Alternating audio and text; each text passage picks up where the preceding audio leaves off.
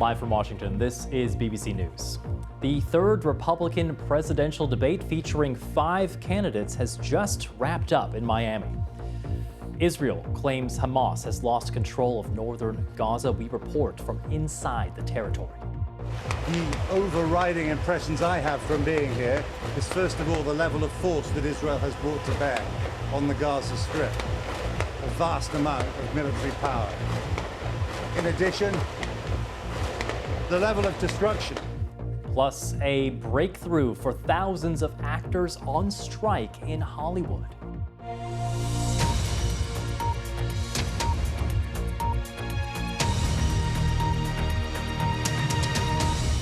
Hello, I'm Carl Massman. Right now in Miami, Florida, 5 presidential candidates have just wrapped up the third Republican debate. Now, on stage were Florida Governor Ron DeSantis, businessman Vivek Ramaswamy, former South Carolina Governor Nikki Haley, South Carolina Senator Tim Scott, and former New Jersey Governor Chris Christie.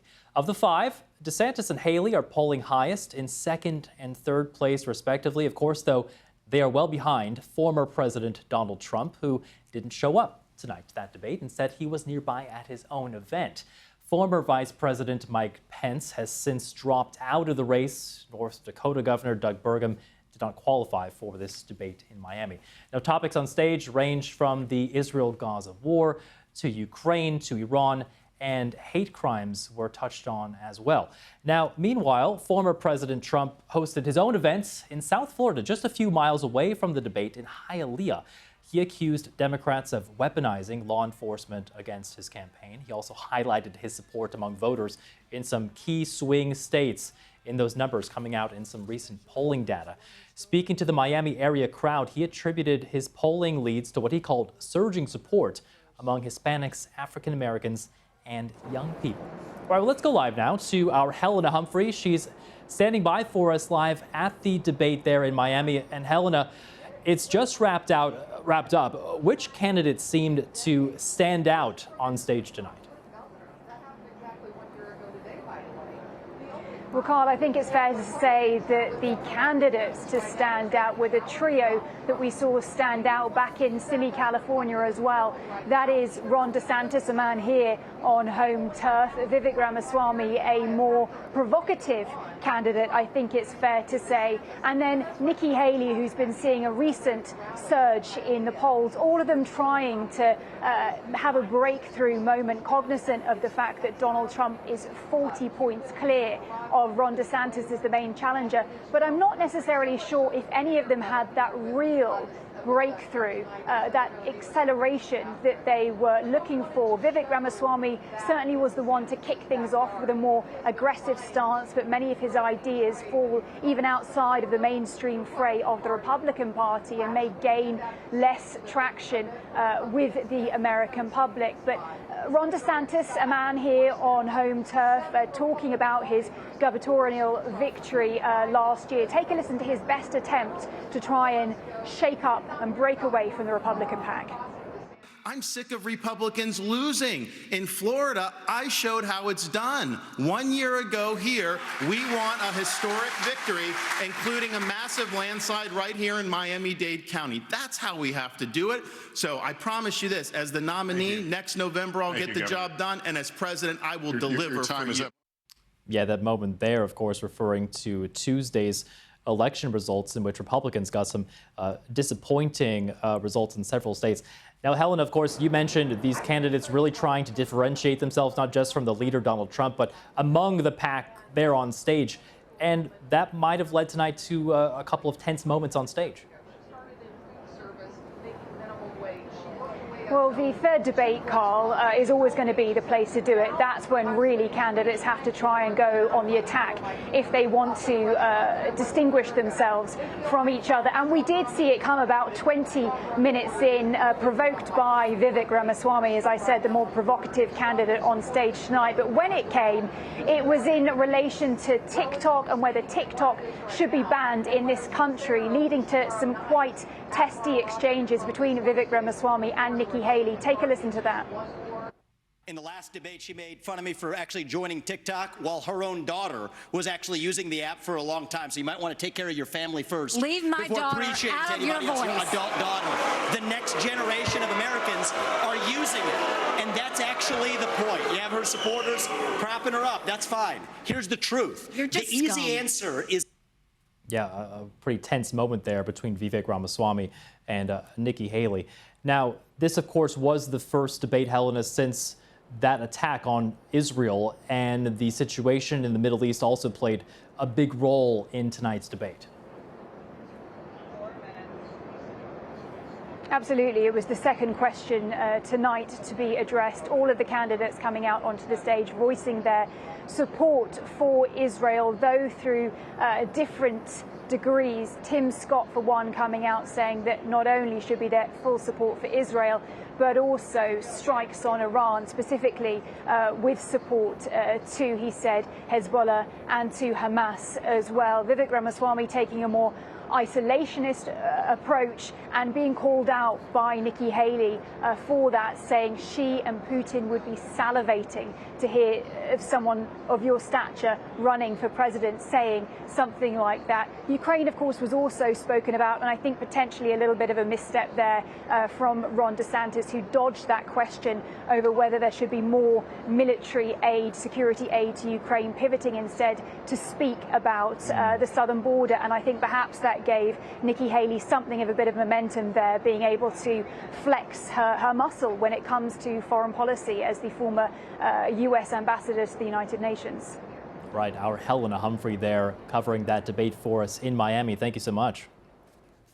Well, that's the view from Miami. Let's get more on that third Republican debate. Joining me now live is Matt Terrell, a Republican strategist and former chief of staff of Marco Rubio's presidential campaign. And we're also joined by Leanne Caldwell, political reporter and Washington Post live anchor. And Leanne, just to start with you here, what were your first impressions from what we saw tonight on that debate stage there in Miami? Well, once again, Nikki Haley really had a command of the issues, of the topics, and of her competitors. She was clear, she was concise, and her experience as a United Nations ambassador really showed tonight.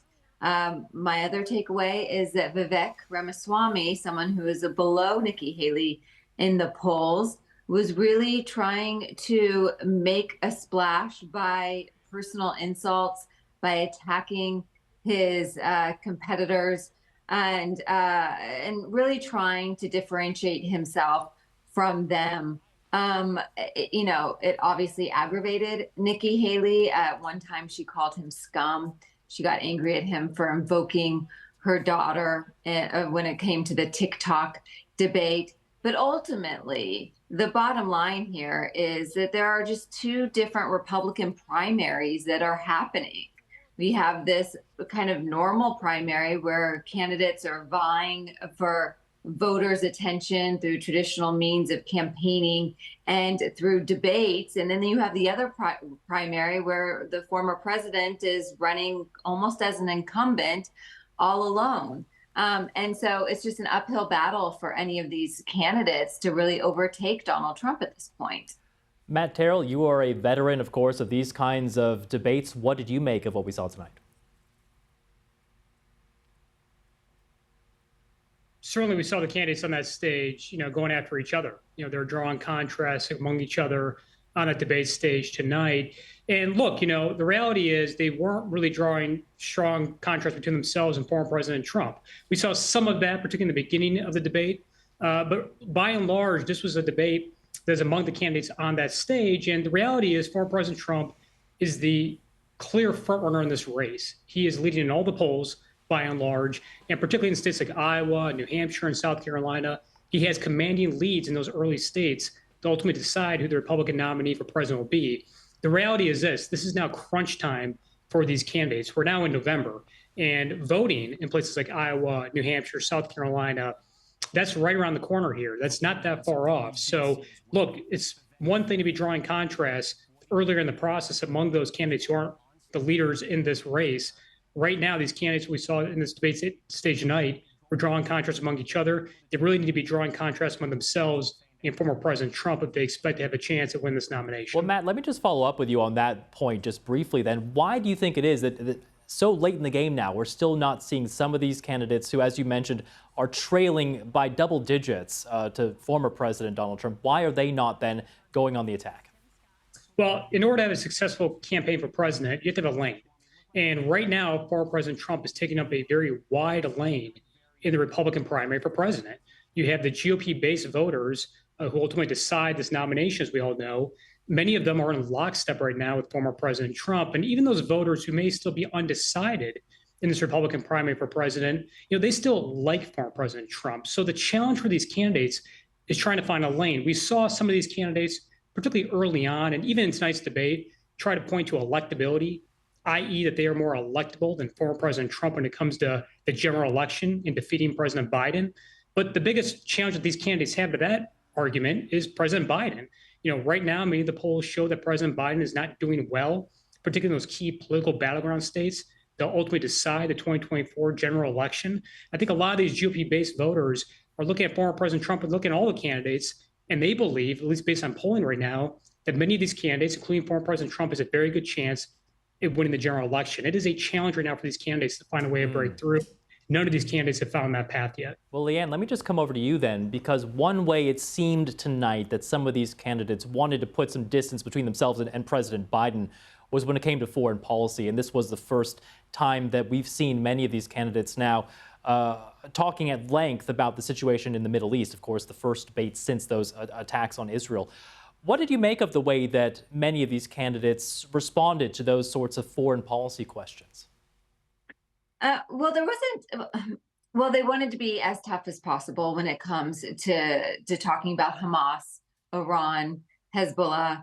And so what they were doing is that they were trying to draw a little bit of contrast with President Biden, but actually their position hasn't been much different than President Biden, who is on the side of Israel to eliminate Hamas.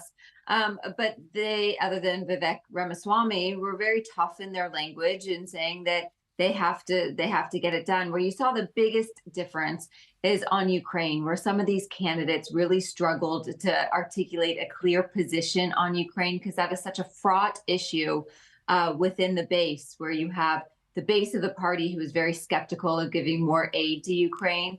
But then they know, as leaders, for the most part, in their traditional Republican background, of being very, very forward when it comes to defeating Putin and being on the side of the Ukrainians. And so this is a very tough issue for Republican candidates at this point. Leanne Caldwell, Washington Post live anchor, and Matt Terrell, Republican strategist, former chief of staff of Marco Rubio's presidential campaign. Thank you so much to you both. Thank you. Well, around the world and across the UK, this is BBC News. All right, let's take a look now at some other stories making headlines. 16 suspects connected to the Gambino crime family have been arrested as part of a joint operation by U.S. and Italian authorities. They're charged with racketeering, extortion, witness retaliation, conspiracy, and fraud. The Justice Department says a 17th suspect is still at large. The Gambino family is one of the 5 prominent New York area mafia syndicates collectively known as La Cosa Nostra. A massive explosion at a Texas chemical plant 1 hour outside of Houston has left one person injured, triggering a stay-at-home order for residents living nearby the plant and evacuating one school. The blast followed a fire at the Sound Resource Solution factory, which makes paint and glue remover. Officials said the danger of the airborne chemicals remains unknown at this point. Well, the National Zoo in Washington bid farewell to their 3 giant pandas who returned to China. Their departure will mark the first time in more than 50 years that the nation's capital will not be home to those iconic bears. You're live with BBC News. To developing news now out of Hollywood, the Actors Union, SAG-AFTRA, has announced it's reached a tentative agreement with Hollywood studios to end its 118-day strike. The union said the strike would officially end at 12:01 a.m. on Thursday.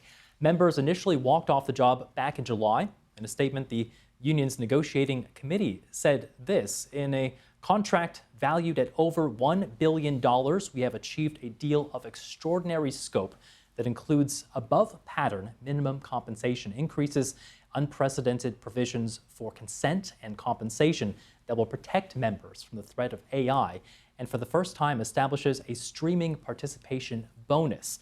Now, the agreement will go to the union's board for approval on Friday. Well, former President Trump may be the elephant in the room or not in the room in Miami, but in New York, it's his daughter Ivanka who is the center of attention on Wednesday. She told a court that she could not remember the specific details about real estate deals that she worked on during her time working for her family's business. Her father and two brothers, Donald Trump Jr. and Eric Trump, are accused of inflating the value of their properties to secure more favorable loans. The BBC's Ned Talvik has more. I don't recall. That was the theme of Ivanka Trump's testimony.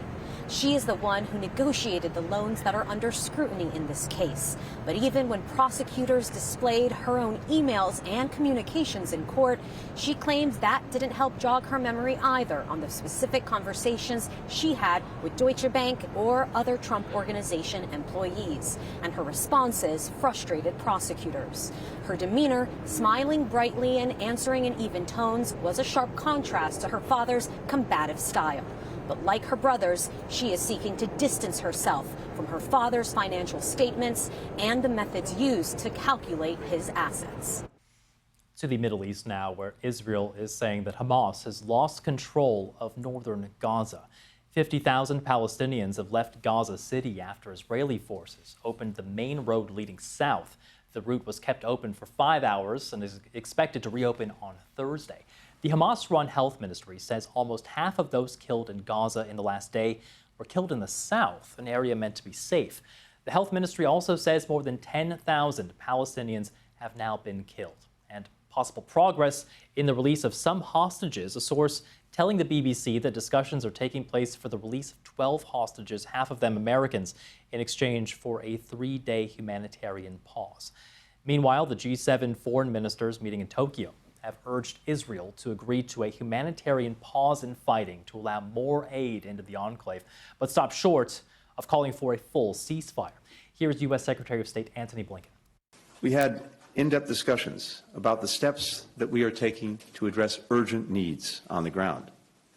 We all agreed that humanitarian pauses would advance key objectives: to protect Palestinian civilians, to increase the sustained flow of humanitarian assistance, to allow our citizens and foreign nationals to exit, and to facilitate the release of hostages. Our international editor Jeremy Bowen has traveled with the Israel Defense Forces into Gaza. While the BBC had editorial control of this next report, the section with the IDF has been viewed by them.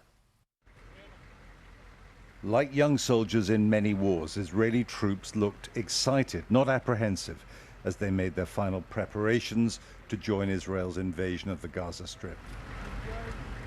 They're moving in as the war approaches a critical point. Their colleagues already inside the Strip have surrounded Gaza City.